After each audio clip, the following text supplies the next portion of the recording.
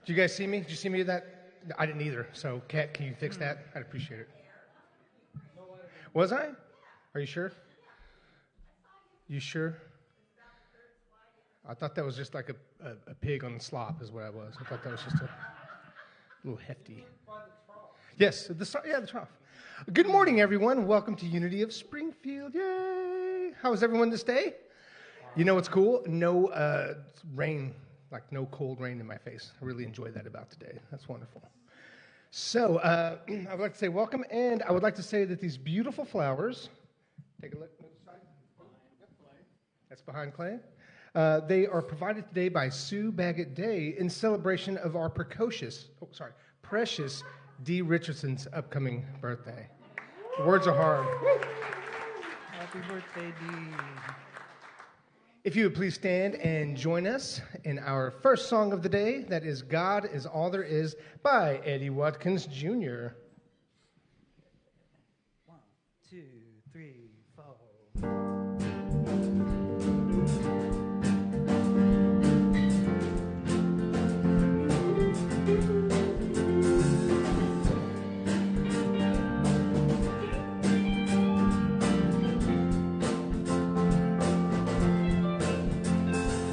God is all there is. God is all there is in the beginning. God is all there is. God is all there is in the beginning. God. Jesus said that I and my Father are one. We're made in the image and likeness of the one.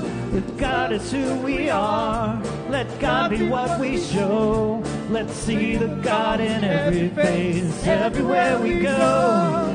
God is all there is. God is all there is in the beginning. God is all there is.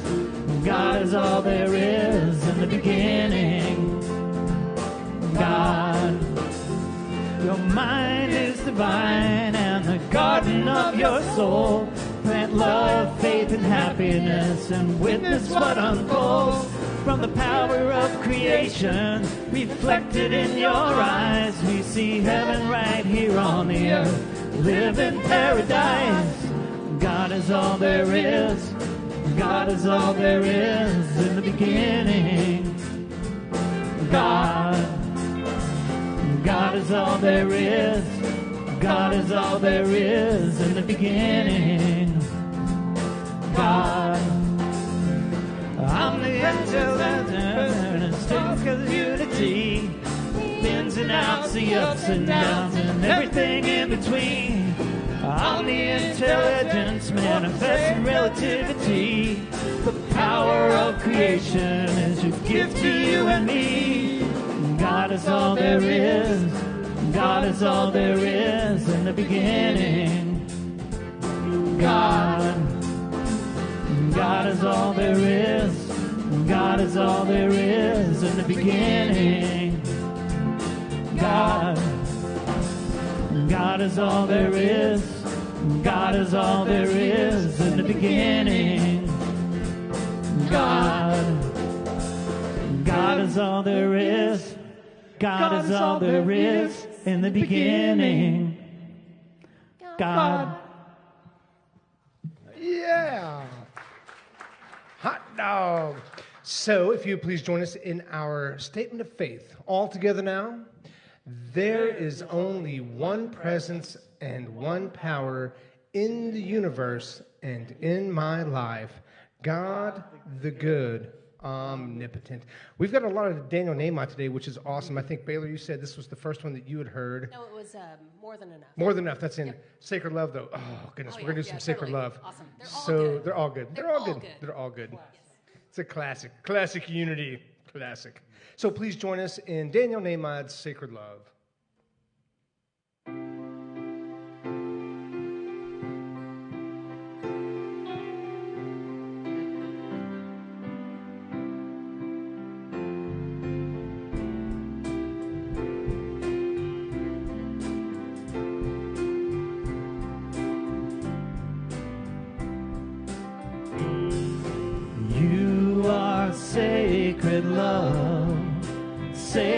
sacred love is all that you are.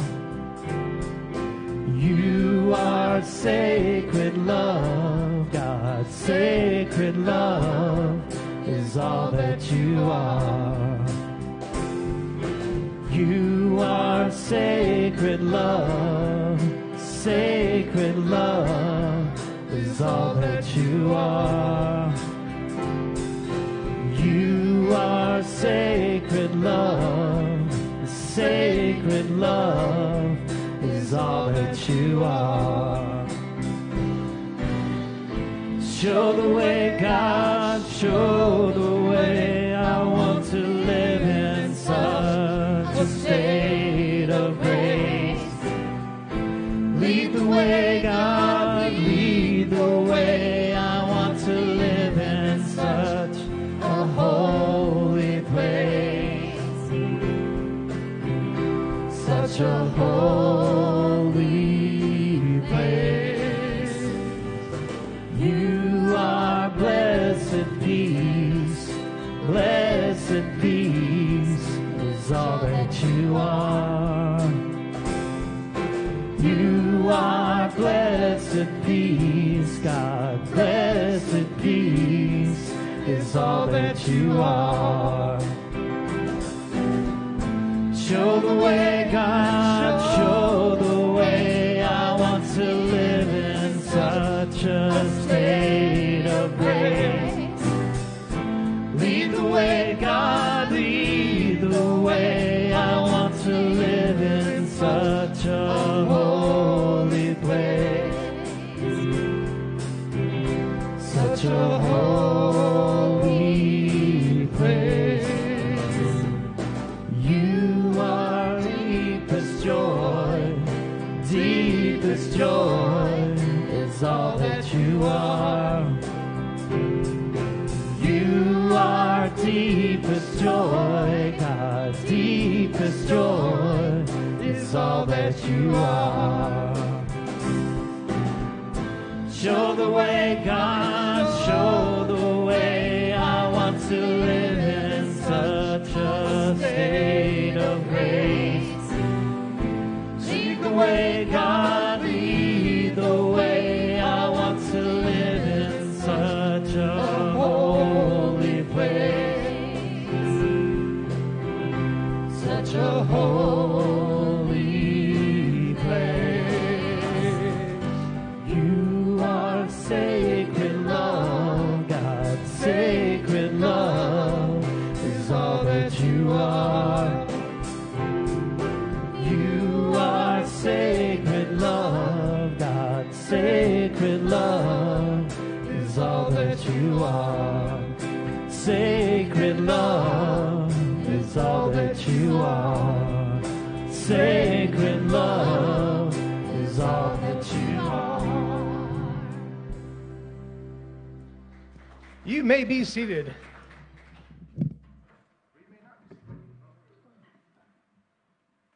Good morning.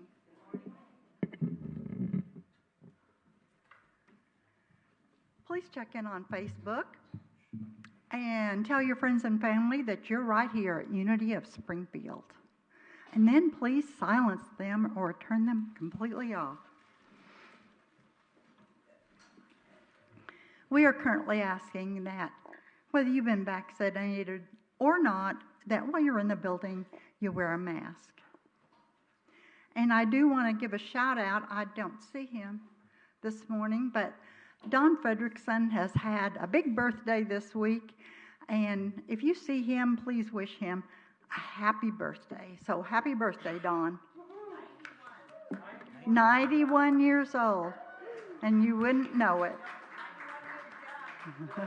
Yes, that's right. 91 years young. Please join me in our mission statement together. Our mission is to encourage and inspire spiritual and personal growth by empowering each other to be authentically all that we came here to be. If you'll join me in the affirmation, the words are on the screen. I find my protection in the light of faith and truth. I smile and act frightened as I recognize the neighborhood children who come to my door wearing scary masks and costumes. Children of all ages enjoy playing make-believe. Pretend fright is part of the fun of Halloween. Now and then, in response to an unexpected and unwelcome challenge, more serious thoughts of fear seep into my mind and upset my emotional well-being. At the first hint of unease, I remember that all of the protecting power of God is as near as my next thought. I say no to fear and yes to faith. My confidence grows as I practice the divine presence, discovering not only the protecting power, but also the guiding love and wisdom of God everywhere. The wisdom of God in everywhere I go and in everything I do. The scripture, if you'd like to join me, it's Psalm 18, 31, 32. For who is God except the Lord? And who is a rock besides our God? The God who girded me with strength and made my way safe. And let's repeat the affirmation. I find my protection in the light of faith and truth. During our prayer and meditation today, please hold the following people in prayer for their highest and best experience of life. Rod, Angie, Kat, Shirley, Brandy, Cindy, Tom, Mary Lou, Baby Huspa, Ken, Jessica, Derek, Delia, John, Dee, and anyone else who comes into your mind. Allow the peace-filled and beautiful tones of the prayer bowl to center you as we begin to move into prayer and meditation.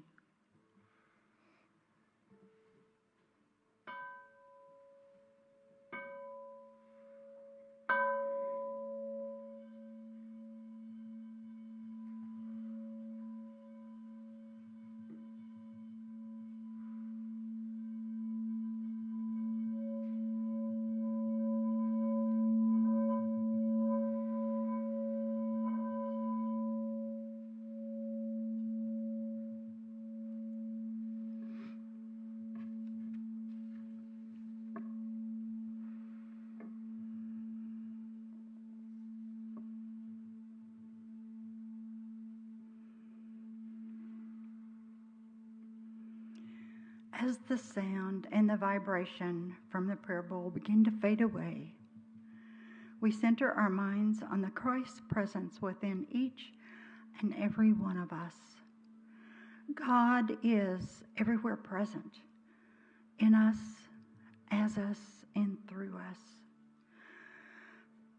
We are never alone. The one power and one presence is with us always. Inhale, hold, and exhale. Inhale, hold, and exhale. Begin to relax your body, starting at the top of your head. Relax down through the forehead, ears, eyes, jaw. Relax your neck and your shoulders. Roll your neck and shoulders if that will relieve your tension. Follow and relax your arms, wrists, fingers. Return your attention to your heart and to your lungs.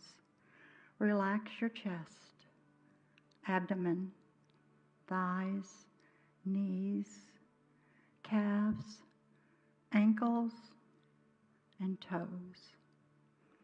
Inhale, hold, and exhale. For those whom prayer was requested, we affirm their healing, prosperity, peace, and guidance. Every person on this planet desires safety, love, family, and friendship, opportunities to thrive, and a sense of well-being. We affirm these gifts to be present for all peoples. We bless our congregation, our city, state, country, and all countries and peoples on this planet. May all of our needs be met, and may we all feel a sense of peace and of joy. Maintaining our consciousness of prayer, allowing our relaxation and prayerfulness to remain, we continue into the meditation. Throughout the meditation this morning, there will be moments of silence. Imagine being invited to a great big party, and you're so excited. You wanted to be invited, and you are. You know that when you arrive there, people will be dressed in casual clothes, in dress clothes, in evening wear.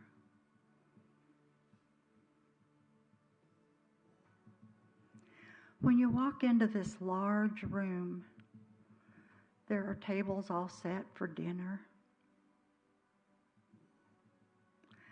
And as the crowds kind of part, you see that Jesus is one of the guests at the party. Would you walk over to Jesus and hug him? Talk with him? What would you do?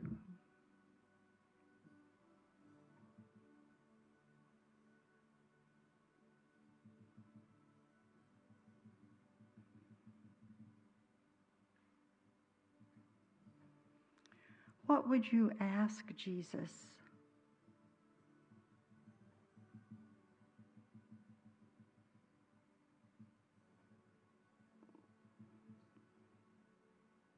If you had known he was coming, is there a gift that you would have brought, a token of your gratitude, something you would like to share with Jesus?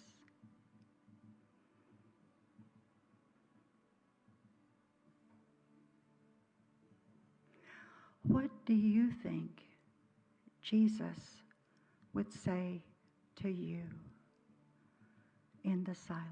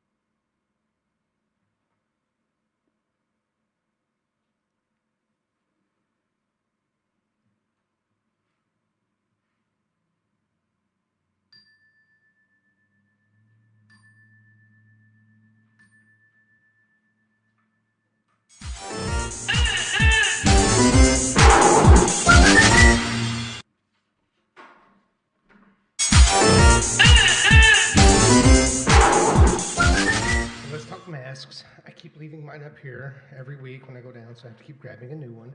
But are these the best or what? Like the little blue ones are fantastic. They're the easiest to breathe in. They're so nice. You can hear me through this, and they really bring out the color in my eyes. I mean, I look great. Narcissism much? No, just realityismist. That's a word. I feel certain that's a word. That's not a word. I don't think that's a word. It's not a word? All right. Okay. Try again. Well, I don't need to know what the word is. Our next song is I Don't Need to Know by Daniel Namod, featuring Mr. Clay Holmes. So that was kind of a segue? It was a segue, Okay, but not yeah. like one of those cool ones that Really you ride. rough one. One of those, chunky ones that don't do much for me. 2, 3, 4.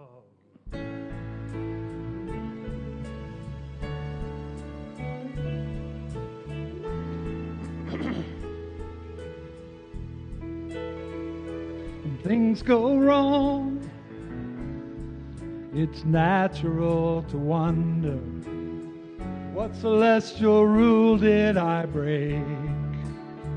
When things go right, it's logical to ponder, what credit can I take? But the truth is so much easier. I don't need a master plan. I can live here in the moment because my life is in good hands.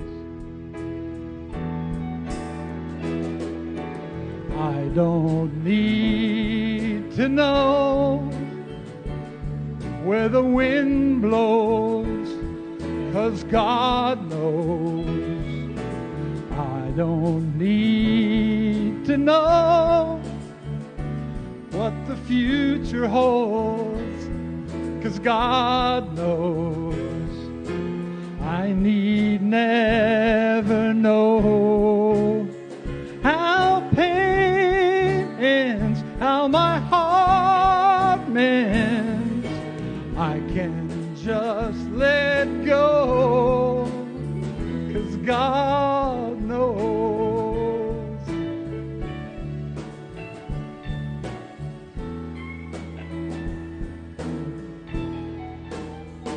Still I find I'm crying out for answers, 'cause I'm still craving control. And still I find I'm afraid of taking chances, as if I could damage my soul. But at this moment I remember, it comes so clear to me, that the minute I remember, I'm safe as I can be.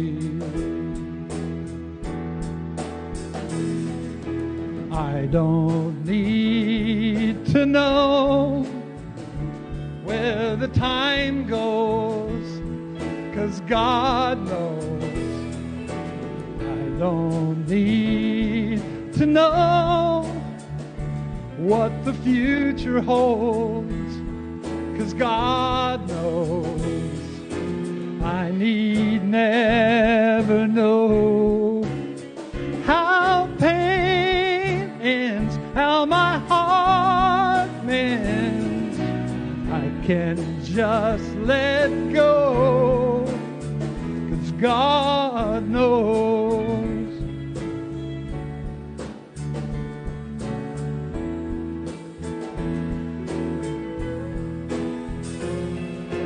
I need never know how pain ends, how my heart mends. I can just let go. I can just let go. I can just let go, 'cause God knows. God knows. God knows.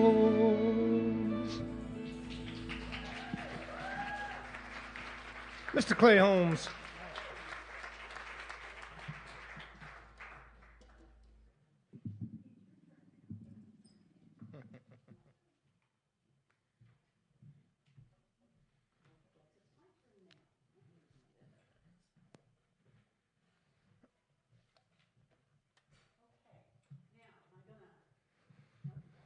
Yes, you will.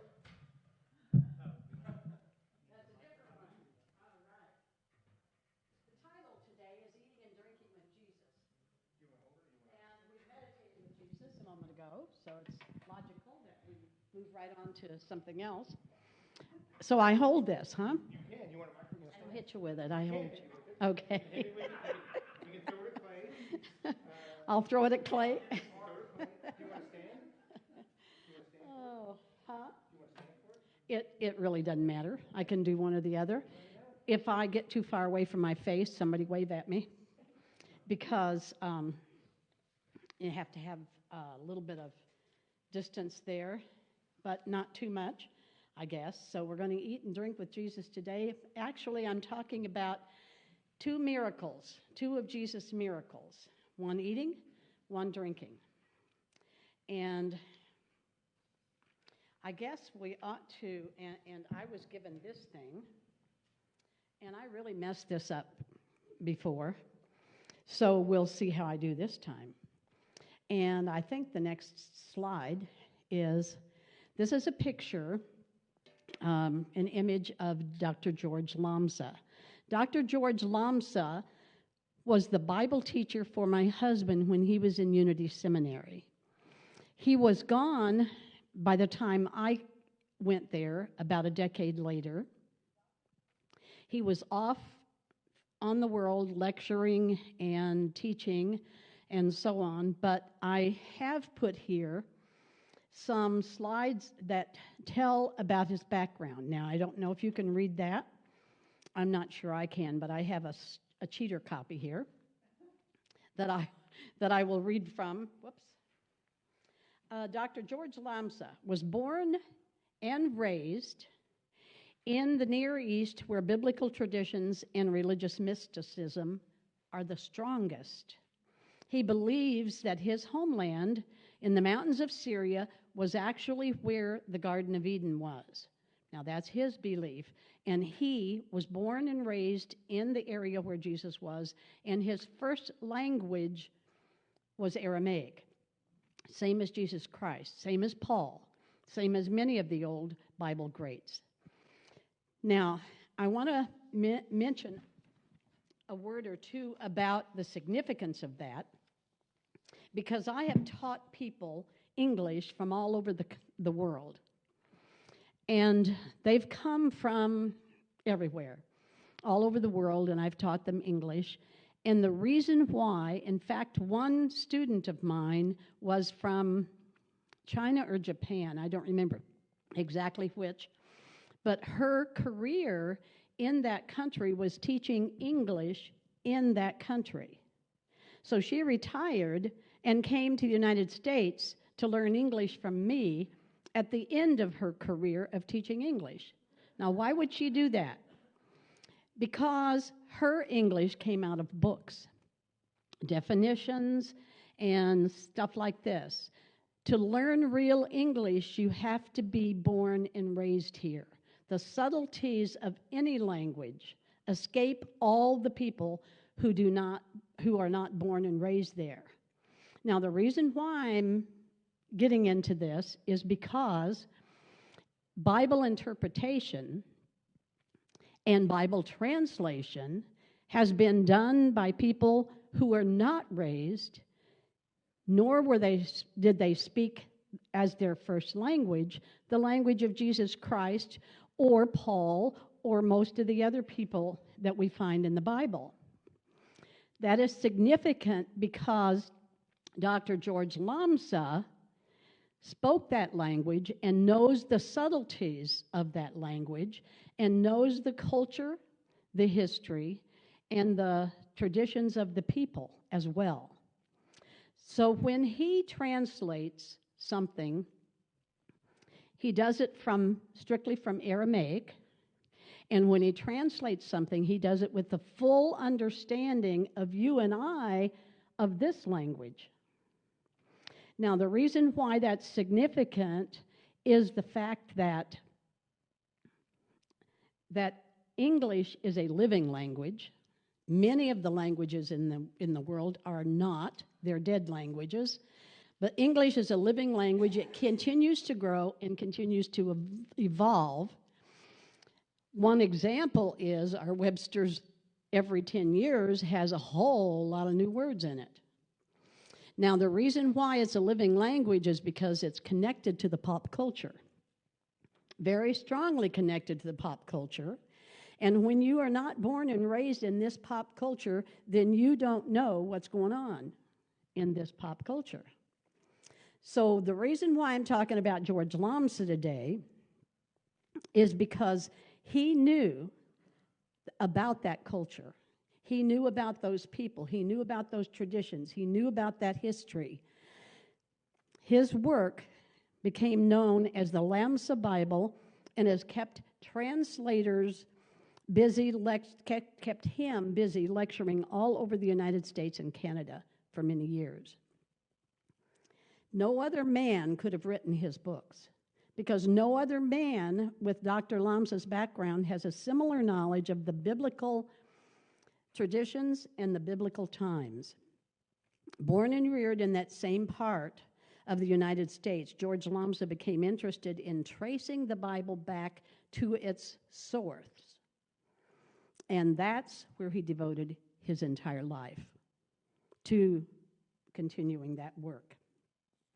Now, a man by the name of Rocco Errico was at Unity Village at the time, not as an instructor, but as a visitor and a guest lecturer. And he was Dr. Lamsa's student for about 10 years. He achieved many different rewards, but I want to point out also that Dr. Lamsa avoids any kind of theological or denominational implications in clarifying obscure or difficult to understand passages from the Bible. And I'm so happy they let you out to come to church today. I think that's a credit to our justice system, don't you? That we have an inmate among us. So, Dr. Lamsa is a living link with history, born in the land of the patriarchs and prophets, where culture and customs have remained virtually unchanged. So if you go to that area of the world today and experience some kind of a celebration, it will be very much like it was hundreds of years ago. It's that ancient of a culture, but that true to their ancient history. Writing was in its infancy back then, and Dr. Lamsa felt that the Bible, interesting to me, felt that the Bible was one of the simplest works ever written. He hasn't studied it in English, has he? Because from in English, and with all the interpretations there are, his early realization was that the English Bible was a translation of a translation of a translation, and that led him to his lifetime project of a direct translation from Aramaic. And that's one of the greatest gifts we have, in addition to the commentaries to help translate, to help understand that culture, that time, that people, that history, and that tradition when we look at the English Bible. Now, his commentaries cover the customs and laws of the land as well as symbolism, idioms of the language. Let me tell you, when I taught and when I studied how to teach English to foreigners, I did a great big huge workbook on idioms. We speak probably in 25% of our of our common language is in idiom and slang in many of our conversations. And that is why it's so difficult for foreigners to learn English, is because not only are we a living language, not only do we change with the pop culture, but we also, when we converse socially and casually, many times, about 25% of our common language is idiom or slang. So I did this huge book of idioms, and and it was kind of interesting how the L&O decided to react to that. But I also want to mention to you that by the time that I was in seminary, the Lamsa Bible was not the primary one that was used. Now, my husband's is worn and underlined and written in the edges and all that kind of stuff. But we were required to have the New Oxford Annotated Bible. Now, the reason why, and you need to understand this because it has to do with our current interpretations of the Bible. Interpretation is everything, folks. Doesn't matter what's said, it's how it's interpreted. And the things in that Bible are interpreted and translated and used in many, many different ways. And you need to understand that to protect yourself and to protect anybody around you. The other thing is, the reason why we were required to use the New Oxford Annotated Bible was that the New Oxford Annotated Bible was the Bible at that time that was translated by the greatest number of scholars across the greatest number of backgrounds in order to help remove the bias. Any translation, except for George Lambs's, that's by one person, is extremely biased. George Lambs's is not biased because he was born and raised in the Aramaic, and he translated directly from Aramaic. Are you getting the feeling here that there's something really going on? So let's get into some drinking here. The first rattle out of the box, the first miracle was at a wedding feast. Now, you also have to understand that wedding feasts in that part of the area lasted 5 days. 5 days. You started drinking and eating after the wine, or after the ceremony, and for 5 solid days, people ate and drank and were together in a wedding feast. At some point during that 5 days, usually the wedding couple held an open house to welcome people through. Not in to stay, through. Big difference there, right? And the other thing is that if you start drinking and you drink for, say, 3 solid days, you're pretty drunk, aren't you? So I want you to take a look at what happened in that scripture. And I'm not giving you a scripture today or putting one up because some of the greats in Unity feel that it's not such a bad thing to send people hunting through the Holy Scriptures. So that's what I'm going to do to you today. But in about Matthew 14, maybe verse 21 or thereabouts, there was a concern about the wine running low.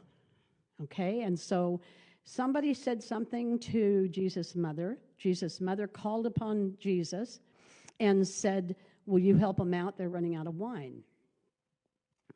She wanted him, I guess, wanted him to perform his first miracle.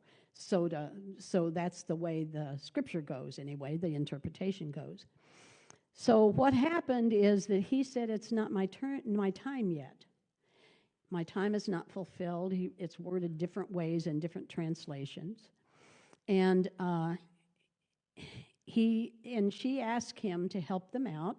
And so he asked the householder servants to fill 4 large jars of water. We're talking fresh, clear water here. After 3 days of drinking and eating and no sleep. Folks, how many of you have been on a 3-day drunk? Don't answer that. Don't answer that. If you can imagine, and in Unity, us Unitics have to use our imagination to image the highest and best for ourselves and our world.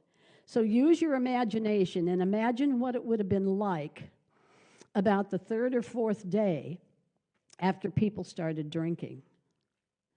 And they took the sample of the new wine to the householder, and he drank, and he said, you have saved the best until last. That comes from that interpretation. You have saved the best until last. Now, if you or any of your friends or a whole group of people had been drinking for 3 solid days or 4, and you were running low on wine, is there anything better than fresh, clear water to help you start sobering up, to help you start getting clear heads again, to help you start feeling better about yourself and your life? Isn't that a miracle? You can interpret it any way you want, but the same thing, but the fact is that it is what it is from the Middle Eastern Aramaic. And that was George Lambsa's interpretation. That the fact was that it wasn't changed into new wine, but that the water was introduced after days of drinking in large groups and eating, and it helped to clarify people's intentions, helped them to begin to sober up, helped them to become healthier, basically. Now, what about the eating? Let me try that. Eating, a little while after this miracle, not so far away, was the feeding of the 5,000 on the mountainside. Now, we're talking here 5,000 males, plus wives and children. So probably that would have ended up about 10,000, maybe, don't you think? If you add how many wives and kids, and was that a multiple wife culture? Might have been. I think it was a lot of fun when I taught people from all over the country, and we got started talking about dating and marriage rituals and things like this, because the Japanese and the Koreans tend to be a little shy about that. They didn't want to ask questions about that. But some people, like the Colombians, would barge right in. How many wives did your husband have, or did your father have? Well, they'd get the answer. Might be 4, might be 5, might be 3, but the answer, the caveats always came that you had to be able to afford it, or you couldn't marry that next woman. You had to be able to afford it. You had to treat them all exactly the same.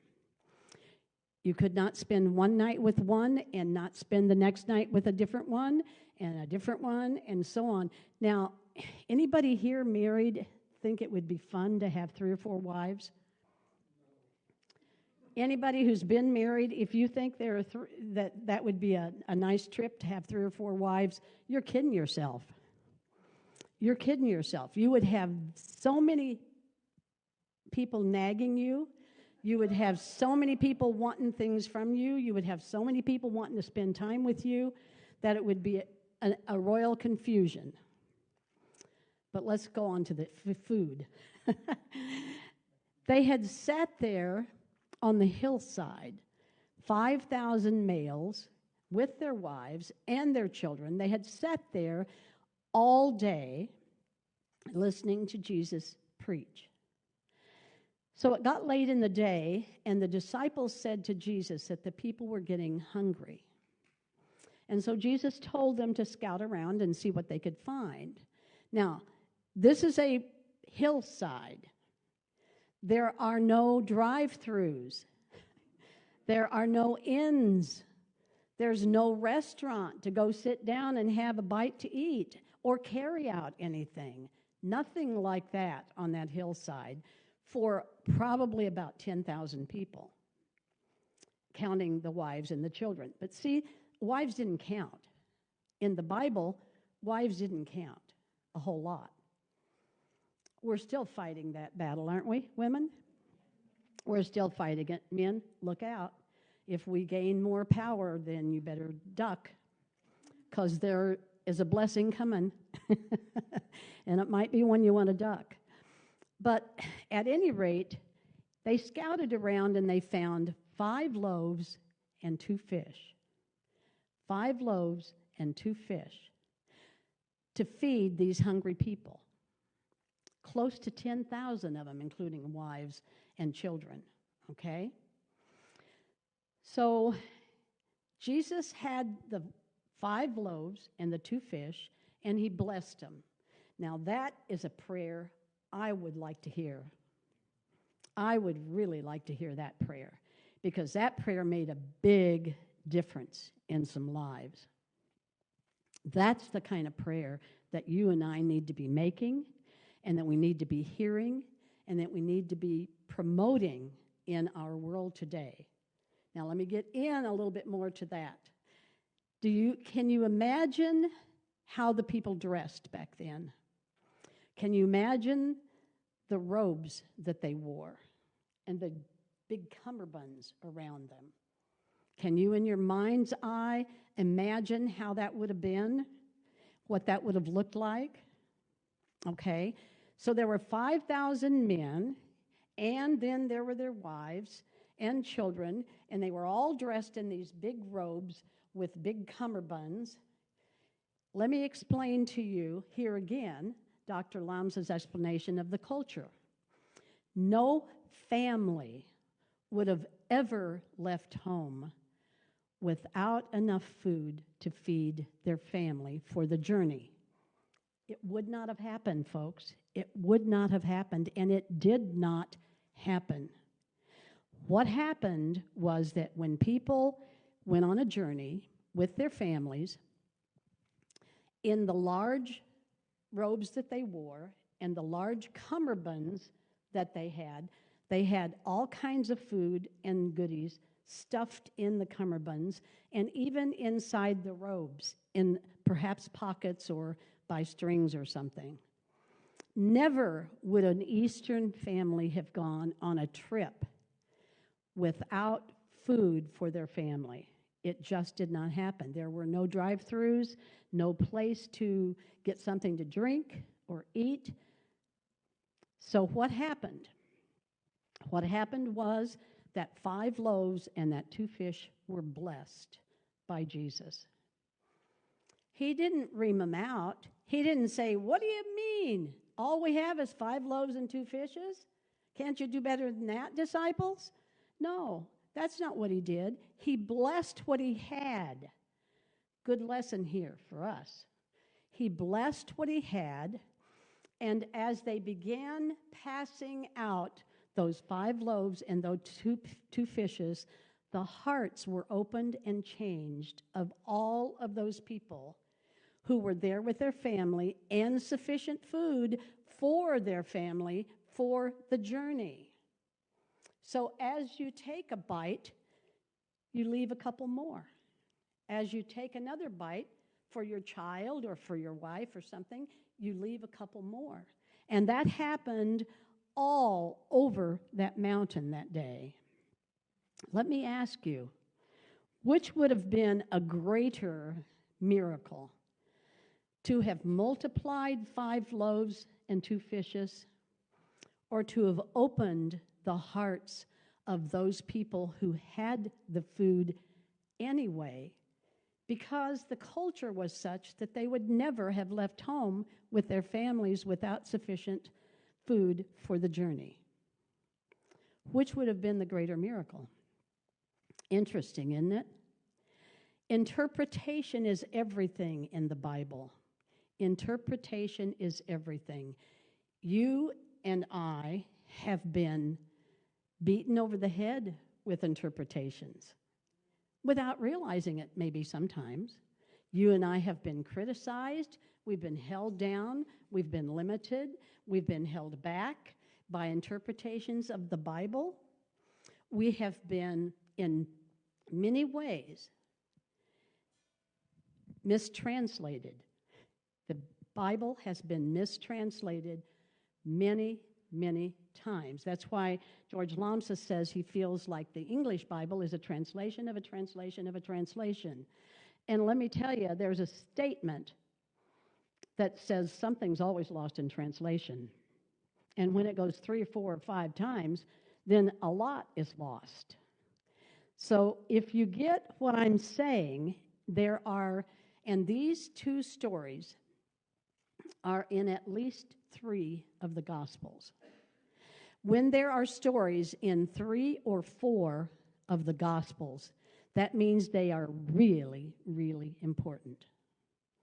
Really important. George Lomsa's interpretations are important to me because he knew the subtleties of the language. He knew the background, the history, and the culture of those people. And he translated directly from Aramaic his first language. Many of the translations that we have come from many, many different backgrounds, and not often enough like the New Oxford Annotated, where the bias could be removed enough for you to have a pure translation. Does that make sense? Okay. Nobody left, so I guess everybody's curious about George Lomsa's interpretations. What's interesting to me is that we have staked so much of our lives on the current interpretations of the Bible. And so much has been done to many of our people out of that those interpretations of the Bible. Mistranslations have caused a great deal of pain and a great deal of suffering for many, many people in our culture and cultures of the world as well. And so sometimes it's better that we stop and think, okay, is there another way? Do I know enough about this culture to be interpreting this? And most of the time we'd have to say no. Most of the time we'd have to say no. We don't know Aramaic. It's not our first language. We were not born and raised among that culture. We do not understand it as much. And so for the 5 days of drinking and the clear water that was introduced, perhaps that was a better miracle. And for the feeding of the 5,000 plus all the wives and the children whose hearts opened and they shared something. When they took a bite, they shared some. And their hearts were open. Perhaps that was the better miracle. When you read the Bible, allow yourself to be creative like you are with a lot of other things. Allow yourself to be creative in how you may interpret it or in what you may see there. Because so much of it has been used to literally hit people over the head with. So my hope is that today, on this Halloween day, that you've learned a little something too about the Eastern cultures, the Eastern beliefs, the Eastern translations, and about my friend, George Lomsa. Thank you. Namaste.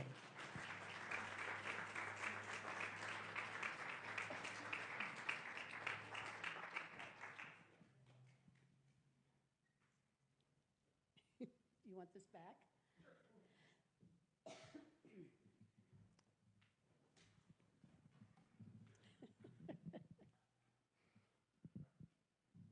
He came, he went, he's coming again.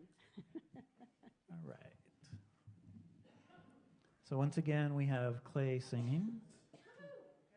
He's going to do a fun song that we like to play called "There Is Nowhere That God Is Not."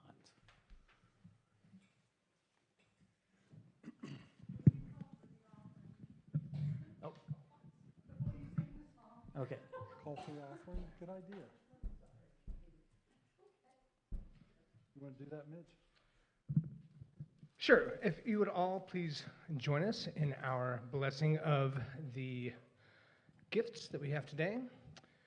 All together now. Divine love through me blesses and multiplies all that I have, all that I give, and all that I receive. Thank you, God. All right, so There Is Nowhere God Is Not by the Jamie Dalai Lama. Sorry, the Jamie Lula. Salami. Jamie Lula, Robert Goulet. Robert Goulet. By the Robert Goulet. One, two, three, four.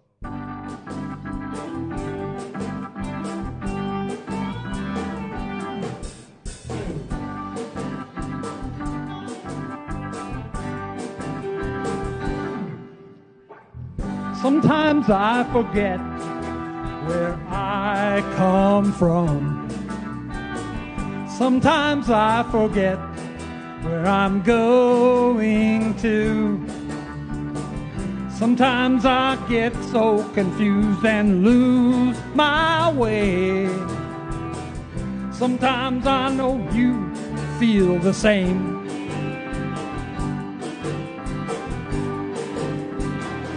Then I remember there is nowhere that God is not. No, no, no. There is nowhere that God is not. There is nowhere that God is not. No, no, no. Everywhere I am, I know what I've got.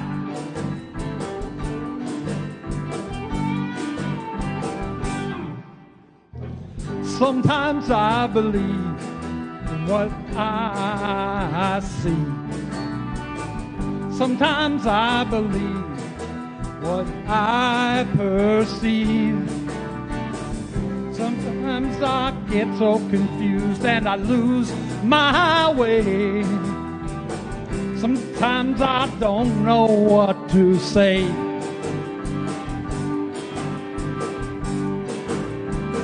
Then I remember there is nowhere that God is not. No, no, no. There is nowhere that God is not. There is nowhere that God is not. No, no, no. Everywhere I am, I know what I've got. Forgot to pray, forgot to be still and know, forgot to forgive myself until I forgave myself, forgot to ask for help, I forgot to say a word, forgot to believe in me, to believe in my spirit's word. There is nowhere.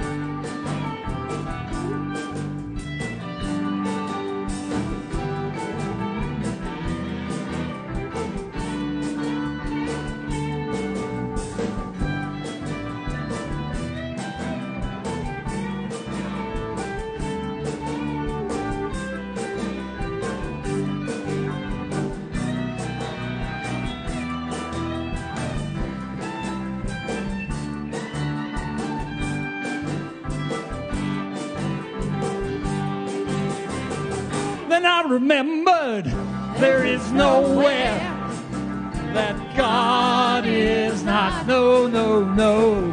There is nowhere that God is not.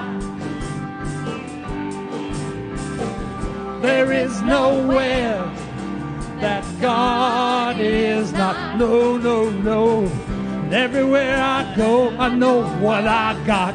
Everywhere I know, I got what I've got. Everywhere I go, I know what I got.